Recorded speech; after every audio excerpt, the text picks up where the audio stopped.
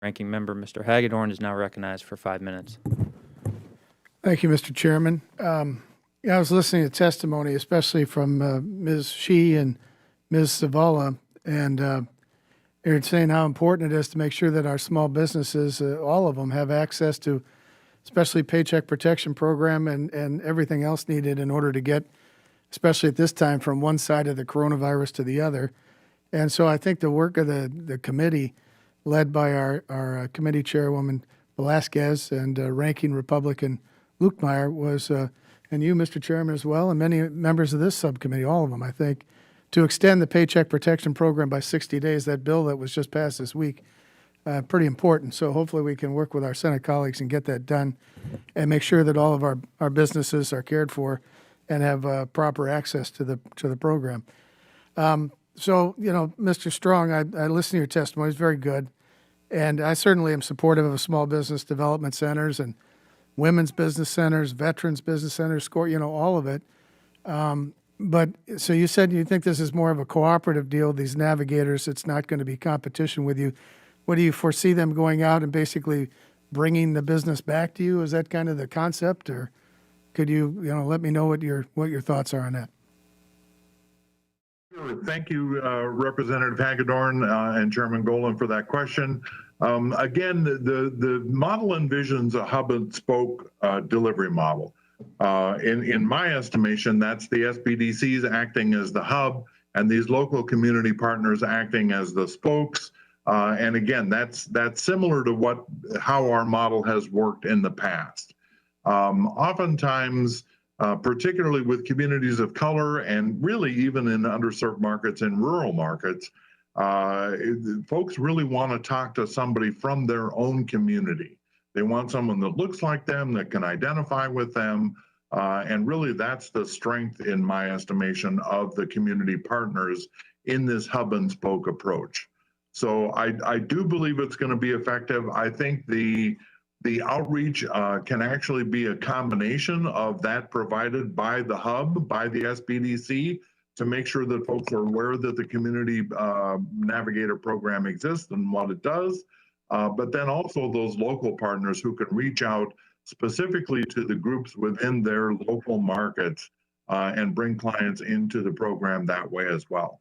Thank you. I do really appreciate the work that you do on behalf of Minnesotans, and spoken to many of your clients over the last several years who have been very much aided by the work that you perform.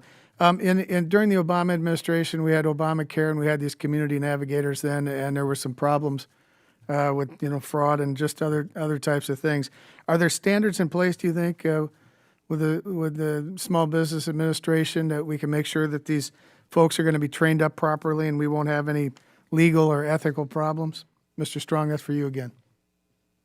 Chairman Hagedorn, or Representative Hagedorn, yes, I do. I believe SBA does a great job of oversight of the program that we currently run, our regular core program that's been in operation for 40 years. They have strong measures in terms of metrics and goals that we must achieve under that program. I believe the same will be true under the Navigator program.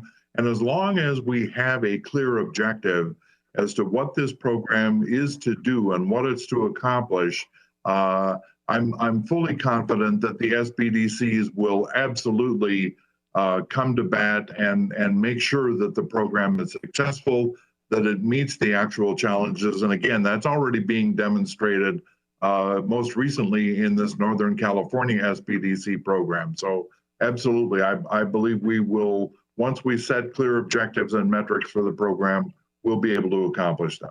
I hope members on both sides would make sure we do the proper oversight and follow up on that, and make sure what you're saying is going to work out. Lastly, real quickly on broadband access, and I'll stay with you, Mr. Strong, just since we only have about 30 seconds. How important is it that we make sure that folks, not just in rural communities, but all across the country, wherever they might be, have access to broadband and high-speed access in order to do their work and to market their businesses and so forth? Thanks again for that question, Representative Hagedorn. Clearly, the COVID pandemic underlined the importance of a strong broadband network. When we're all confined to our homes, and required to work from our homes. Without a strong broadband network, we're sunk. We're in really big trouble. And that's why I believe that, support for broadband funding is critical. Here in Minnesota, the legislature is contemplating large-scale programs to improve and increase broadband outreach and the broadband network here in Minnesota. I hope that I trust the same is happening in other states across the country. And I hope nationally we can come to a broadband program that helps, provide a stronger network across the entire country. Thank you. I'm out of time. Appreciate it.